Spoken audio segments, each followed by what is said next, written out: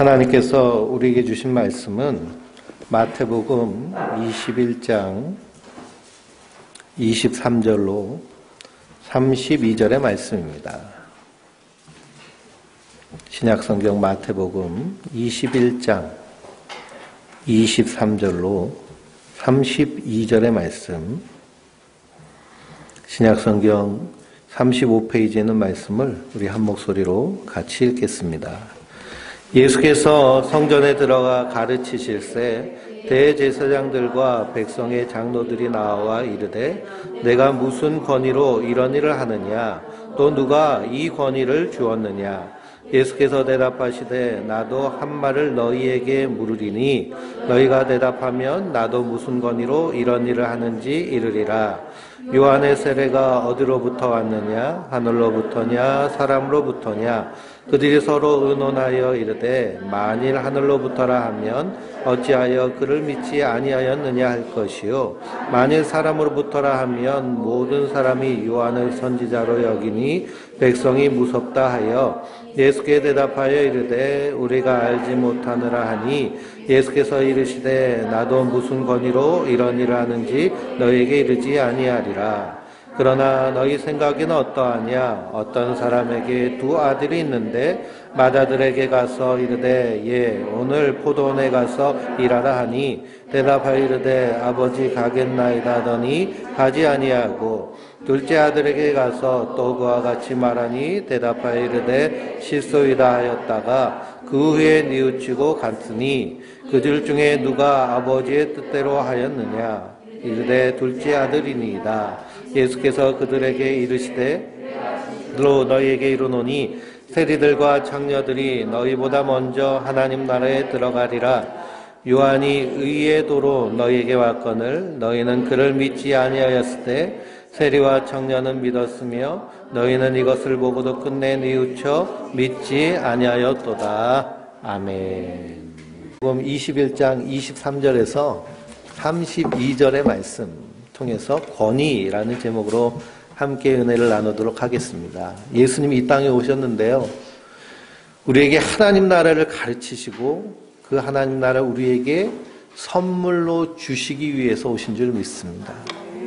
그 선물을 주시기 위해서 값을 치르셨는데요, 십자가에 달려 죽으셔서 자기의 몸과 피를 다 주신 그 피값으로 우리가 하나님 나라 백성이 된 줄 믿습니다. 그 하나님 나라를 우리에게 가르쳐 주신 말씀이 마태복음의 말씀입니다. 하나님 나라는 1만 달란트 빚진 자의 비유를 통해서 하나님 나라는 용서하는 나라예요. 하나님이 우리를 용서하셔서 하나님의 백성이 된 줄 믿습니다. 포도원 주인의 비유를 통해서 하나님의 나라는 차별이 없는 나라입니다. 그러니 하나님의 용서는 차별이 없습니다. 우리가 차별받는 세상에서 살고 있잖아요. 그러나 하나님은 차별 없이 우리를 사랑하시고 용서하시는 줄 믿습니다. 이 세상을 깨진 세상으로 봅니다. 이 깨진 세상 속에서 하나님의 나라를 추구하며 제사장 나라 역할을 받은 민족이 있는데요, 그 민족이 이스라엘 민족입니다. 그래서 구약 성경을 읽어보면 하나님이 아브라함으로부터 한 민족을 이루게 하시고, 그리고 그 이스라엘 백성들이 애굽에서 430년 동안 종살이한 후에 어린 양의 피를, 그 은혜를 받은 하나님의 은혜로 노예에서 탈출하여서 하나님이 부르신 그 산으로 갔는데 그것이 시내 산입니다. 시내 산에서 그들이 율법을 받으면서 하나님 언약을 지키기로 했는데요, 나는 너의 하나님이 되고 너희는 내 제사장 나라가 되겠느냐라고 할 때에 그들이 아멘 해서 이스라엘 백성들 하나님의 제사장 나라의 역할을 맡았습니다. 제사장 나라라고 하면 세상 사람들에게 하나님을 보여줘야 됩니다. 그리고 하나님을 섬기며 말씀대로 사는 나라가 이스라엘 백성들, 하나님 나라가 돼야 되는데요, 그래서 어느 나라보다도 용서가 있고 차별이 없는 나라가 바로 이 유대 나라가 돼야 됩니다. 이스라엘이 돼야 돼요. 그리고 그 은혜가 실행되는 곳이 어디냐? 바로 성전입니다. 예수님이 예루살렘에 오셔서 성전을 보시니 거기에 용서도 없고요. 오히려 더 차별이 가득한 그런 성전의 역할을 감당하지 못하고 있습니다. 예수는 거기서 장사하는 사람들 다 쫓아내시고 뒤엎으시면서 내 집은 만민이 기도하는 집이다 라고 말씀하셨습니다. 하나님의 용서를 받고 용서하는 사람으로 사는 그런 믿음의 역사, 사랑의 수고, 소망의 인내가 성전 안에서 풍성하게 이루어져야 됩니다. 그런데 그 성전이 강도의 소굴이 되어버렸습니다. 그래서 예수님께서 그 성전을 정화하시고 이 성전을 헐라 내가 3일 만에 다시 세우리라 라고 선언하셨습니다. 이제 더 이상 건물로서의 성전은 폐하여지고 그리스도의 몸으로 세워진 성전을 예수님이 십자가를 통해서 세우셨어요. 그 예수를 믿는 자들을 주님께서는 하나님의 성전 삼으신 줄 믿습니다. 그래서 우리가 항상 명심해야 될 것은 건축물이 성전이 아닙니다. 우리 한 사람 한 사람 성도들의 모임이 하나님의 교회, 하나님의 성전인 줄 믿습니다. 그래서 사도 바울은 고린도전서 3장 16절에 너희는 너희가 하나님의 성전인 것과 하나님의 성령이 너희 안에 계시는 것을 알지 못하느냐 라고 크게 외칩니다. 고린도전서는 사도 바울이 고린도 교회를 책망하는 내용의 말씀이거든요. 그러니까 왜 이걸 잊어버리고 사느냐라는 거예요. 누구든지 하나님의 성전을 더럽히면 하나님이 그 사람을 멸하시리라. 엄청나게 무서운 말씀이십니다. 건물로서의 성전이 폐하여지는 것처럼 성도가 성전의 역할을 감당하지 못하면 그러면 주님께서 멸하시겠다는 거예요. 그러니 두렵고 떨림으로 우리의 구원을 이루어 가야 될 줄 믿습니다. 항상 깨어 있어야 돼요. 사도 바울은 선줄로 생각하는 자는 넘어질까 조심하라고 합니다. 악한 사단 마귀가 우는 사자같이 삼킬 자를 찾으며 할 수만 있으면 믿는 자들을 넘어뜨리려고 하는 것이 지금 이 세상의 모습입니다. 마귀가 뿔 달고 피 흘리면서 우리에게 오면 다 도망가겠죠. 근데 마귀가 어떤 모습으로 와요? 광명한 천사의 모습으로 와서 우리를 미혹하고 유혹해서 틈타 들어옵니다. 그러니 교회 안에서, 성전 안에서 하나님의 용서와 차별 없음이 드러나지 않으면 성전의 역할을 감당하지 못하는 거예요. 교회라고 하면서 거기서 차별이 있고, 교회라고 하면서 거기서 용서하지 못하고, 사랑하지 못하고, 세상의 번영, 성공, 건강, 잘 되는 것, 세상의 가치를 추구한다면 이것은 하나님의 교회가 아닌 줄 믿습니다. 하나님의 성전이 거룩하니 너희도 그러하니라. 성도는 이 땅에서 거룩한 세상과는 구별된 삶을 사는 자들이에요. 삶의 결이 분명히 다릅니다. 하나님이 아브라함을 부르실 때 본토 친척 아비집을 떠나서 내가 명령한 곳으로 가라고 하시잖아요. 본토 친척 아비집은 이 세상이 말하고 있는 세상의 세계관, 그리고 인생관, 그리고 사람들의 철학들을 얘기합니다. 우리가 사는 삶의 방법을 누구에게서 다 배웠을까요? 부모님에게서 배웠습니다. 그리고 이 대한민국이라는 사회에서 배웠어요. 그러나 하나님의 백성은 이런 우리가 어렸을 때부터 배워왔던 것을 어떻게 하고 십자가에 못 박아 죽이고 그리스도께서 우리에게 말씀하신 삶의 원리와 원칙을 따라 사는 자들인 줄 믿습니다. 이스라엘 백성들에게 하나님 절기를 주셨는데요. 제일 첫 번째 절기가 유월절입니다. 유월절을 지키는 것은 너희가 애굽에서 출애굽한 것은 어린 양의 피를 그 문설주의 발음으로 말미암아 장자의 죽음을 면하고 그 애굽에서 해방됐다는 거예요. 근데 그 유월절을 지킬 때 같이 지켜야 되는 절기가 있는데 그것이 무교절입니다. 무교절은 누룩이 들어가지 않은 떡을 먹는 거예요. 뿐만 아니라 누룩이 집안에 있지 않도록 묵은 누룩을 다 내다 버리는 겁니다. 청소하는 거예요. 이 누룩은 무엇을 상징하느냐? 애굽에서 살던 사고방식, 생활방식, 인생에 추구하는 그 추구점들을 다 어떻게 하라는 걸까요? 내다 버리라는 겁니다. 그러므로 이 세상 사람들은 쾌락을 위해 살기도 하고 명예를 위해 살기도 하고 권력을 위해 살기도 합니다. 이것이 모든 인생의 추구점입니다. 그래서 그것을 얻기 위해서 열심히 뭘 벌어요? 돈을 벌죠. 돈이 많으면 인생 재밌게 살 수 있습니다. 여행 가고 싶은데 갈 수 있고요. 하고 싶은 거 할 수 있고 사고 싶은 거 살 수 있고. 그러니 돈을 열심히 벌려고 그래요. 그리고 돈 있는 사람 안에서 권력이 나오고요. 그리고 거기서 명예가 또 나옵니다. 이걸 추구하며 사는 것이 세상이에요. 그러나 성도는 이런 것들을 추구하며 사는 자들이 아니에요. 성도는 이 땅에서 하나님의 나라 사랑을 충만히 누리면서 하나님이 우리에게 명령하신 명령에 따라 사는 자들인 줄 믿습니다. 그 명령에 따라 살 때 때로는 우리에게 명예도 주시기도 하고 힘을 주시기도 하고 그리고 즐거움을 주시기도 하고 물질을 주시기도 해요. 이걸 다 누구를 위해 사는 걸까요? 성도는 주를 위해 사는 자들입니다. 사도 바울은 내게 능력 주시는 자에서 내가 모든 것을 할 수 있느니라. 모든 것을 할 수 있느니라. 많이 있으면 많이 있는 대로, 없으면 없는 대로, 건강하면 건강한 대로, 가난하면 가난한 대로. 이것이 사도 바울이 하나님의 사람으로 사는데 전혀 지장이 되지 않는 거예요.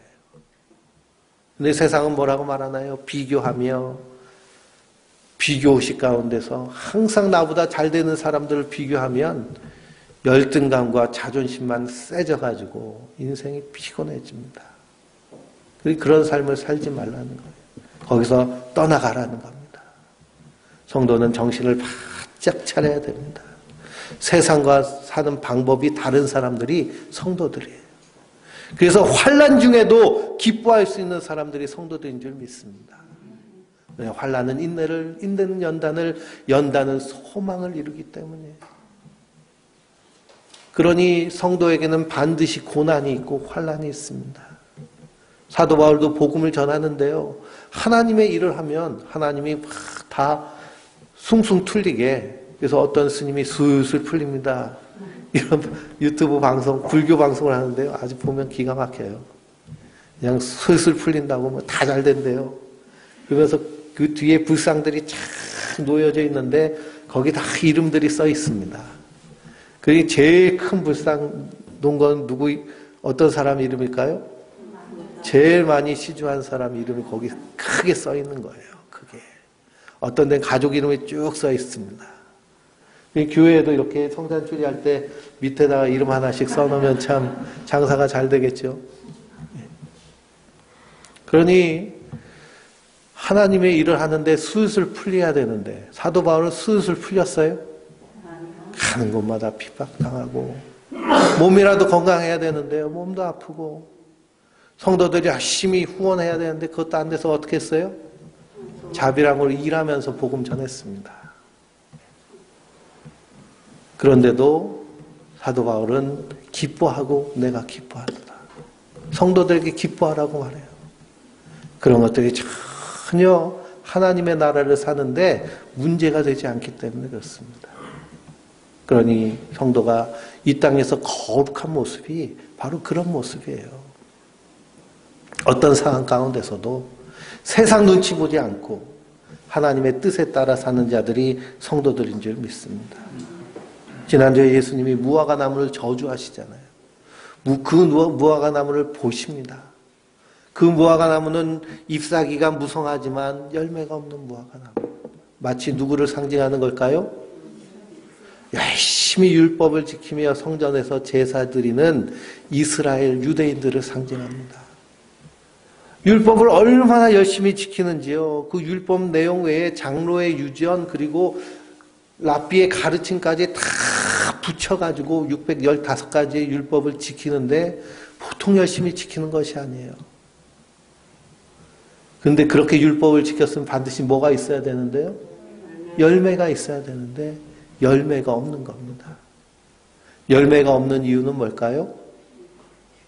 그것이 잘못 지켰기 때문이에요. 그래서 열매 없는 그 무화과 나무를 저주하십니다. 그 열매는 용서와 차별이 없는 나라를 만들어 가는 것인데, 성전에서 장사를 하면서 그 장사하는 사람들이 이방인의 뜰에서 장사를 해요. 이방인들이 거기 와서 하나님의 은혜를 구하고 용서받아야 될 그 기도의 장소에서 기도조차도 할 그런 틈 주지 않는 것이 유대인의 모습. 그래서 그 무화과 나무를 저주하실 때 그 무화과 나무가 뿌리로부터 말라버렸습니다.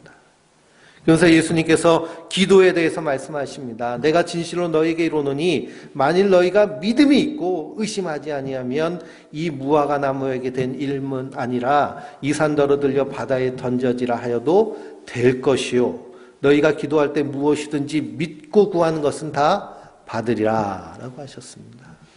그러니 무엇을 믿고 우리는 기도하는 걸까요? 하나님의 용서를 믿고 기도하는 거예요. 우리 권사님이 기도하실 때 알고 지은 죄 모르고 지은 죄 한 주간 살면서 지은 죄 용서해달라고 기도하시잖아요. 그러면 그렇게 기도할 때 하나님은 어떻게 해주시겠다는 거예요? 용서해 주시겠다는 거예요.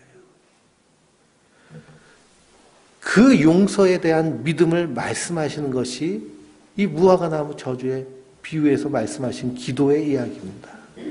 근데 이 말씀만 뚝 띄워놓고 성공, 번영, 잘 되는 것 믿고 기도하세요. 근데 아무리 노력해도 잘 안 되면 뭐라고 얘기해요? 믿음이 없잖아요. 믿음이. 그러면서 현금을 요구하고 헌신을 요구하고 수고를 요구하고 이것이 다 말씀을 제대로 알아먹지 못한 이 제사장들이 잎사귀만 무성하지만 열매 없는 모습과 다를 바 없는 모습입니다. 그리고 예수님께서 성전에서 말씀을 가르치시니 제사장들이 와가지고 예수님께 내가 무슨 권위로 이런 일을 하느냐라고 묻습니다. 이 제사장들이 와가지고 이 말을 할 때에는 이미 이 예수님을 어떻게 하기로 작정했어요? 죽이기로 작정을 했습니다. 우리가 살고 있는 이 세상은 권위라는 그 힘이 작동하는 세상입니다. 권위가 중요해요. 이 권위는 일할 수 있는 원동력이 됩니다. 이 권위에서 권한과 권세와 권력이 나옵니다. 우리가 대통령 새로 뽑으려고 이 사람 저 사람 나오잖아요. 하루에도 전화가요. 몇 통씩 오는지 그냥 모르는 전화 받으면 안녕하세요 허경영입니다. 그리고 또 안녕하세요 조원진입니다. 이렇게 참 안타까워요. 하루에 그렇게 전화하는데 1억이 든답니다. 1억이 하루에. 그게 무슨 돈이 있어가지고 그렇게 전화를 하는지 모르겠지만 그래서 이 대통령을 뽑아요. 대통령을 뽑는데 대한민국에서 가장 힘이 센 사람이 대통령입니다. 그럼 그 권위는 어디서 나올까요? 그 권위는 국민에게서 나와요. 대한민국 헌법 1조 2항을 보면 모든 권력은 국민에게서 나온다. 그러니 선거철만 되면 넙죽넙죽 절하잖아요. 국회의원들도 절하고 대통령 후보도 절하고 한 표 달라고. 권력이 국민에게서 오니까. 근데 찍어줘서 당선되면 누구를 위해서 일해야 돼요? 국민을 위해서 일해야 돼요. 국민을 위해서. 그런데 희한하게도 자기가 대통령 된 것이 자기의 능력인 것으로 착각하고 권세를 부리고 권력을 사용하면 결국 나라가 어려워지고 백성이 공공해집니다. 이 유다 나라도 권위에 대한 그런 이 생각이 아주 중요하게 작용한 나라입니다. 그래서 유다 나라 예수님 당시에는 로마의 식민지였습니다. 그런데 로마는 대제국을 건설하면서 군사 정치 외에는 자치권을 줬어요. 그래서 유대 나라의 최고 권력자는 대제사장이고 그 제사장과 사내들인 공의회 71명의 남자들로 이루어졌는데 거기는 제사장 그룹, 그리고 서기관 그룹, 그리고 명망 있는 평신도 바리새인의 그룹들 이렇게 해서 71명의 그런 의회가 이 유다 나라를 이렇게 경영합니다. 그래서 사법, 행정, 종교의 모든 권한을 쥐고 있어요. 로마 제국 권력 아래 있지만 백성들이 제사장의 말에 순종하는 이유는 뭘까요? 제사장은 하나님이 세우셨다고 믿기 때문이에요. 구약을 읽어보면 신명기에 하나님이 세우신 세 가지 직분이 있습니다. 첫 번째가 왕이고요. 두 번째가 제사장이고 세 번째가 선지자입니다.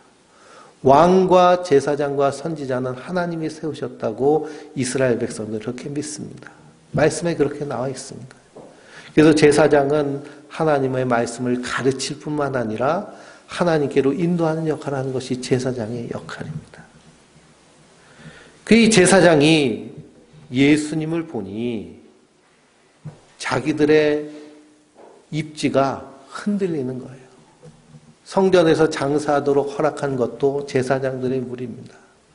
거기서 장사해서 그 장사하고 자릿세, 리베이트 받는 것이 마땅하다고 생각했어요. 우리도 이 정도 일하면 이 정도 받아야지. 그런 생각이 있었습니다. 엘리트 의식이죠. 근데 예수님이 이것을 다 치워버리고 성전을 들어오지도 못하게 하셨어요. 만민이 기도하는 집이라 하시고. 그 누가 심각하게 영업에 방해를 받았나요? 제사장 무리들이 이 영업에 방해를 받습니다. 그러니 죽이려고 하는 것이죠. 그래서 무슨 권위로 이런 일을 하느냐라고 묻습니다. 무슨 권위로 이런 일을 하느냐. 그런데 성경을 읽어보면 예수님이 예루살렘에 입성하기 전에 3년여의 그 공생애 동안 예수님이 하신 일들이 있습니다. 예수님이 하신 일들을 기적과 능력과 표적이라고 얘기해요. 맹인이 눈을 뜨고 못 걷는 자가 일어서고 나병한 자가 깨끗하게 되고 못 듣는 자가 듣고 죽은 자가 살아나며 가난한 자에게 복음이 전파되는 것. 이사야 선지자가 누가 오시면 메시아 구세주가 오시면 이런 일이 일어날 것이다 라고 이미 예언하고 있습니다. 모든 선지자들이 누구를 가리키고 있어요? 예수님을 가리키고 있어요. 그분이 메시아 구원자시고 그분이 그리스도 기름 부음 받은 자고 그분이 하나님이시라고. 그래서 우리 예수님은 하나님이 사람이 돼서 이 땅에 오신 분이십니다. 오병이어의 기적, 칠병이어의 기적, 무리를 걸으시며 바다와 바람을 명령하시니 그 말씀에 순종하고 잠잠하게 되는 바다와 바람도 누가 만드셨어요? 하나님이 만드셨잖아요. 하나님이 만드셨으니 만드신 분이 잠잠하라고 하면 잠잠해 주는 것이 피조 세계의 그런 원리입니다. 그분이 하나님이시라는 거예요. 그러니 기적과 능력과 표적을 통해서 그분이 하나님이시구나. 예수님이 하나님이시구나. 그런데 신비주의 운동을 하는 사람들, 신사도 운동하는 사람들, 예수님이 기적을 일으켰으니 우리도 기적을 일으킬 수 있습니다. 예수님이 병자를 고치셨으니 우리도 병자를 고칠 수 있습니다. 그러면서 손바닥에 금가루가 떨어지고 금밑발 나고 하는 그런 것들을 추구하면서 그런 운동을 합니다. 근데 핵심은 그게 아니잖아요. 예수님이 하나님이시라는 거잖아요. 제사장에게 제사장의 권위를 주신 분이 바로 하나님이시고 그분이 사람으로 오신 분이 예수님이십니다. 근데 제사장이 누구라고 그래요? 너 누군데 이런 일을 하냐? 이렇게 묻습니다. 너 누군데 이런 일을 하냐? 그러니 주인을 알아보지도 못하는 사람들이 제사장이 되어버렸습니다. 주인이 자기 집에 왔는데요. 종들이 알아보지를 못하는 거예요. 제가 강아지를 키우고 있는데요. 강아지 이렇게 가끔 미용을 맡깁니다. 미용 맡기면 그 애견샵에서 미용을 하면 털을 다 밀잖아요. 비슷한 하얀 개들이 많이 있어요. 그래도 제가 이제 데리러 가면은 그냥 득달같이 뛰어옵니다. 그래가지고 나 데려가라고 막 그냥 바지가랑이를 물고 늘어져요. 나 좀 데려가시라고. 여기 무섭다고. 개도 주인을 알죠. 짐승도 밥 주는 사람을 압니다. 근데 이 제사장들은 예수님이 누구신지를 인정하지 않는 거예요. 믿으려 하질 않아요.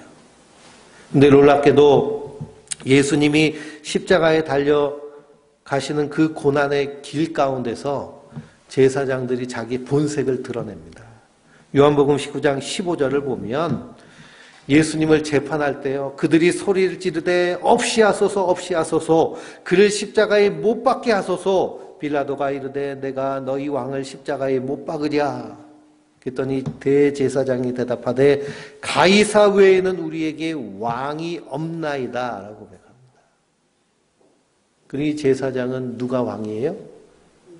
가이사가 왕이었어요. 로마 황제가 왕이었어요. 하나님이 왕이 아니었어요. 하나님이 주인이 아니셨어요. 그러니 복음의 첫 시작은 주인을 알아보는 겁니다.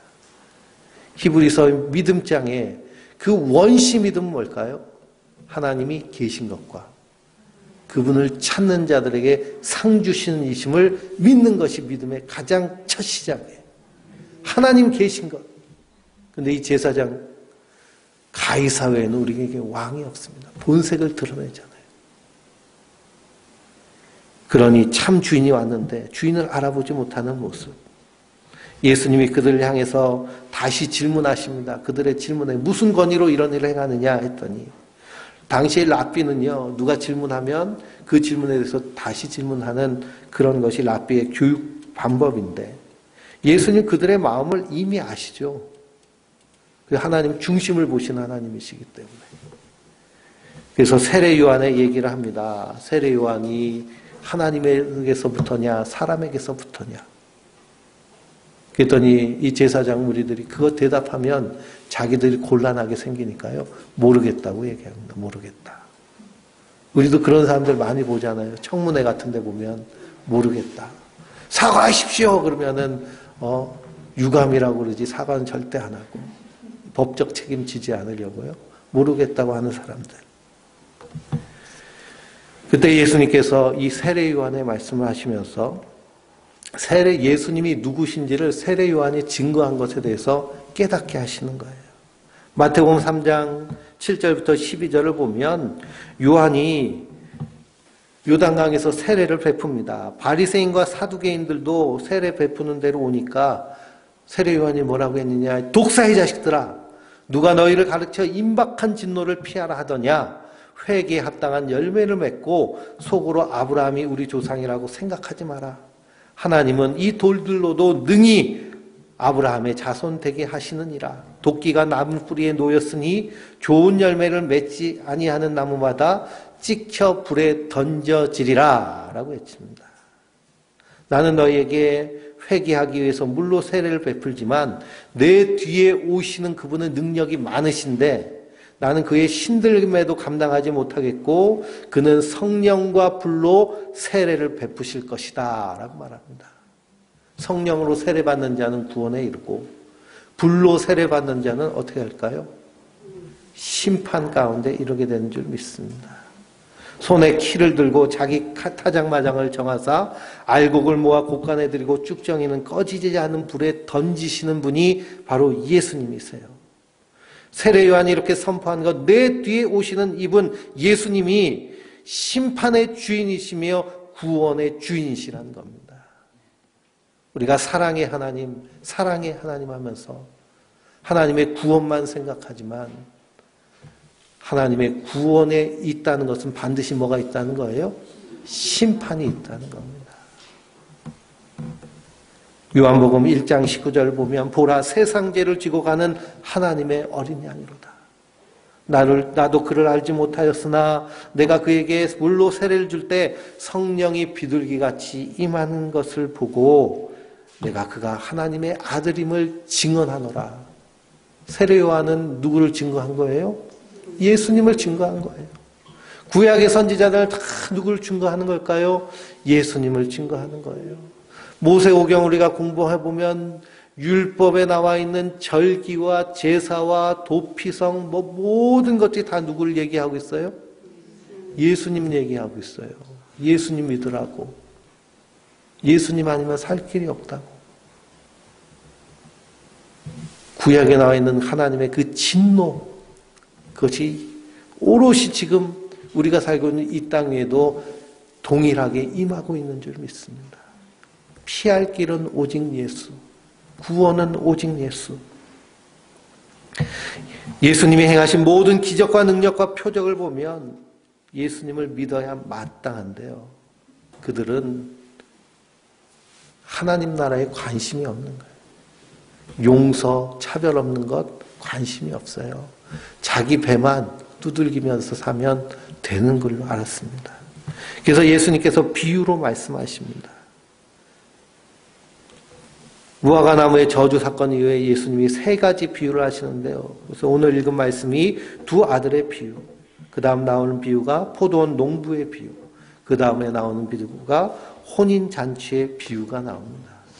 이 세 가지 비유를 통해서 하나님 나라가 어떤 나라인가, 용서와 차별이 없는 나라인데 그 나라를 어떻게 백성을 구별할 수 있는가에 대한 내용의 말씀입니다. 그래서 두 아들 중에 첫째 아들은 포도원에 가서 일 좀 해라 아버지가 시켰더니 네 아버지 하고서는 일하러 가지 않았어요. 이것이 누구를 얘기하는 걸까요? 제사장들을 얘기합니다. 둘째 아들 보고 너도 포도원에 가서 일 좀 해라 그랬더니 싫어요, 안 갈래요. 그러더니 나중에 회개하고 가가지고 일했습니다. 이 사람들은 누구냐? 자칭 의롭다고 말하는 사람들이 죄인이라고 정죄하는 세리들과 창기들, 그들이 회개하고 예수를 믿는 거예요. 제사장들이 사도 요한에게, 세례 요한에게 가서 세례받지 않았습니다. 회개할 것이 없다고 여겼어요. 난 율법도 잘 지키고 제사도 열심히 지키고 하나님의 제사장인데 내가 회개할 게 뭐가 있어?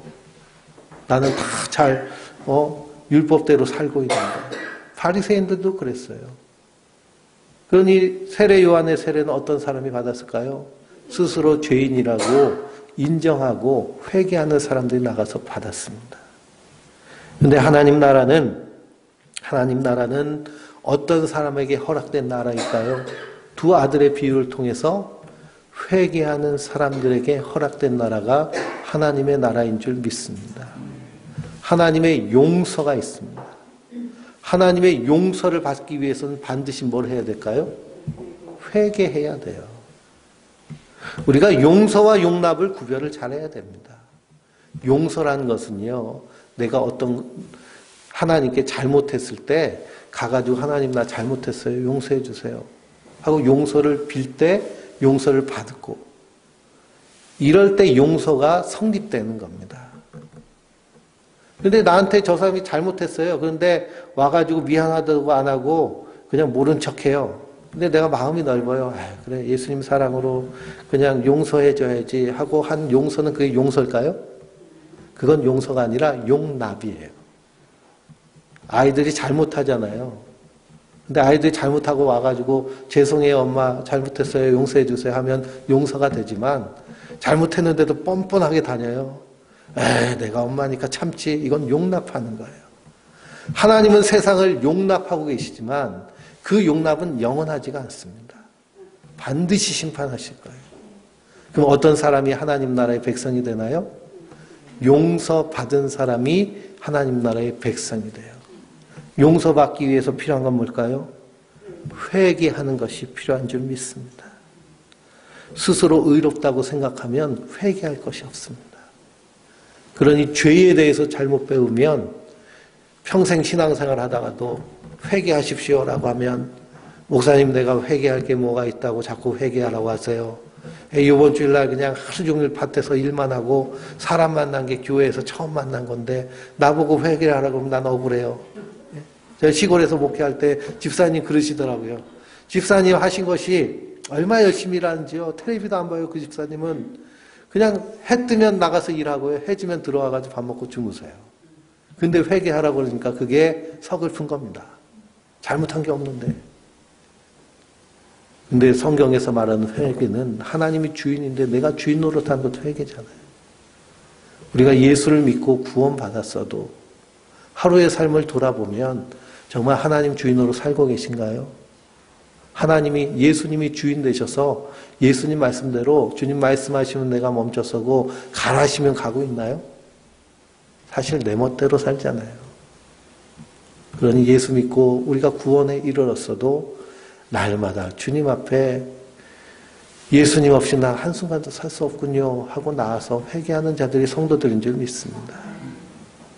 우리가 처음 예수를 영접할 때는요, 하나님 주시는 회개하는 영이 있어요.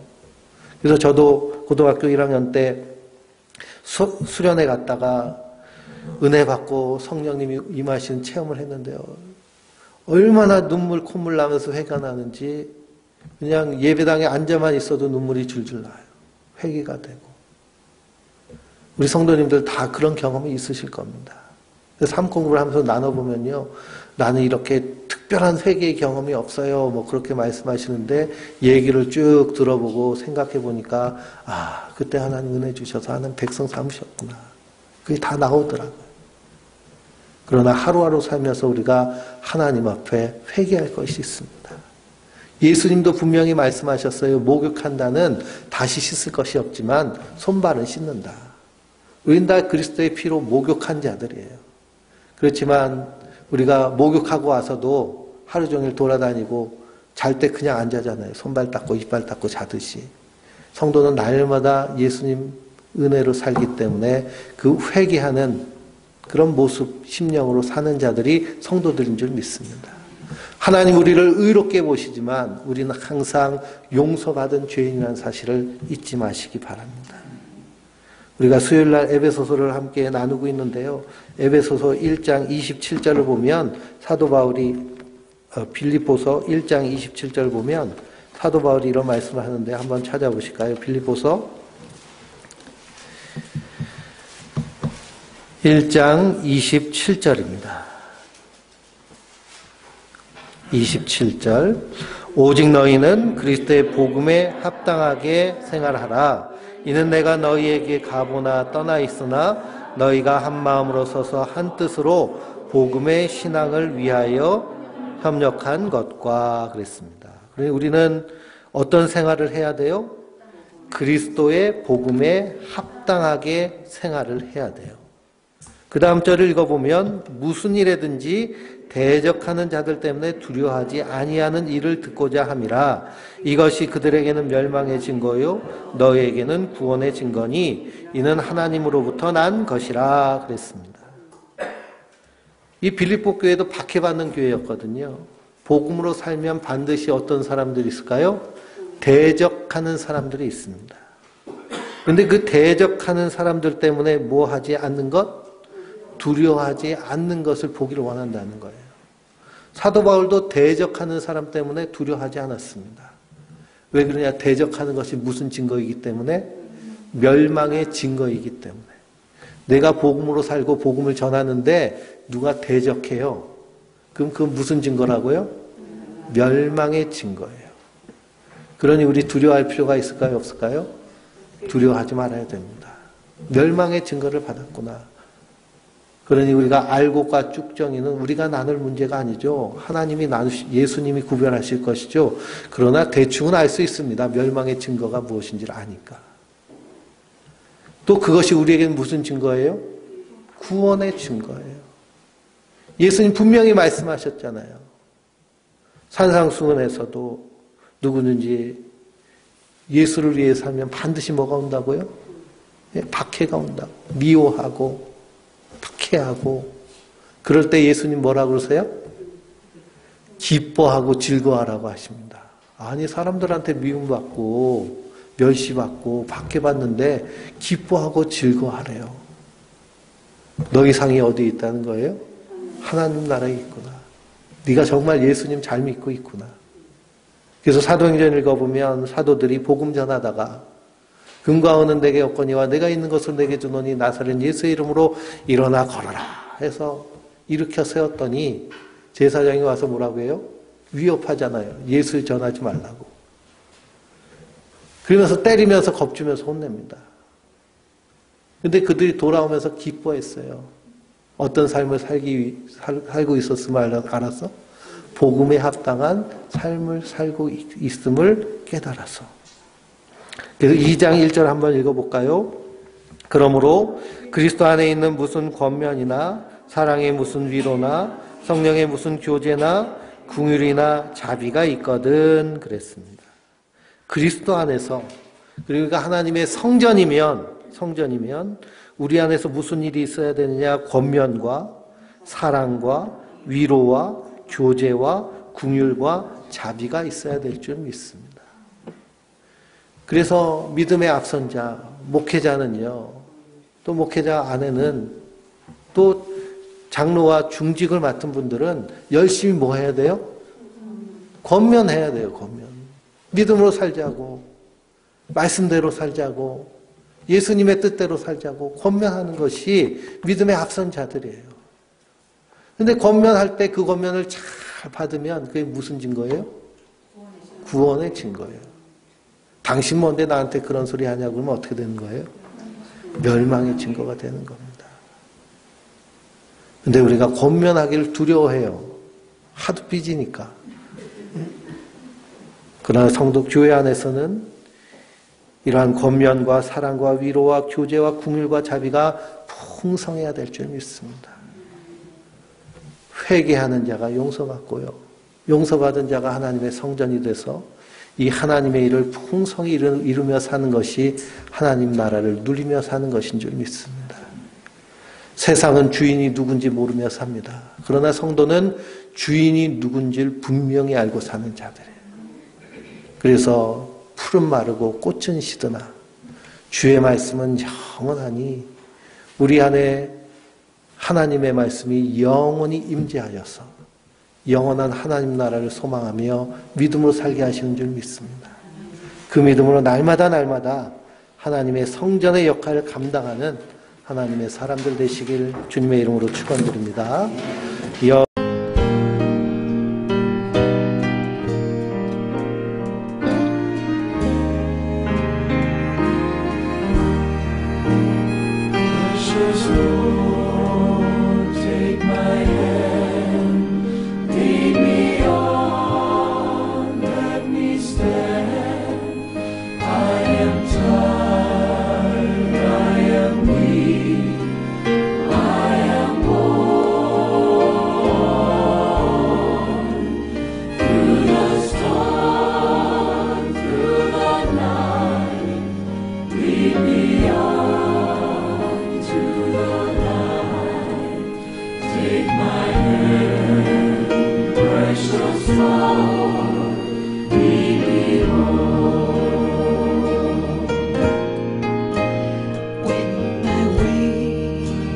Rose dream, precious Lord, linger near when my life is almost gone.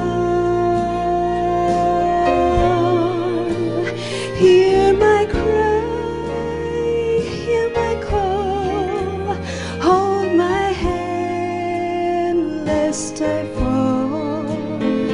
Precious Lord, take my hand, lead me home.